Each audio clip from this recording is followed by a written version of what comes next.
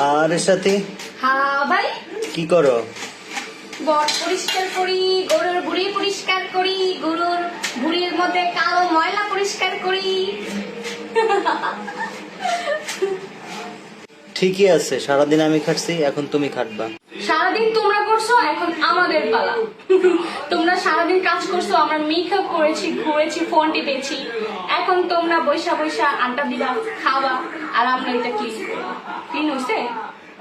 আরেকটু ক্লিন করতে হবে। হ্যাঁ, ভালোই হয়েছে।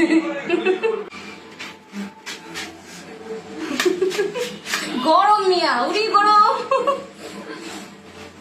উড়ি গরম।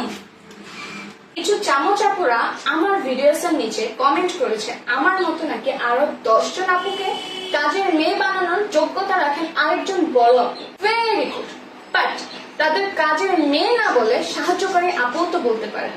ওই রকম সাহায্যকারী আপু যদি আপনাদের কাছে না থাকে, আপনাদের সৌন্দর্য চাকচিক্য বেশি দিন কিন্তু টিকবে না। সৎ পথে ইনকাম করে দুবাইয়ের চেয়ে অনেক বেশি এক্সপেন্সিভ একটা শহরে থাকা মধ্যবিত্ত পরিবারের জন্য কেমন স্ট্রাগল সেটা আপনাদের মতো ধনীর দুলালি চামচ তারা বুঝবে না।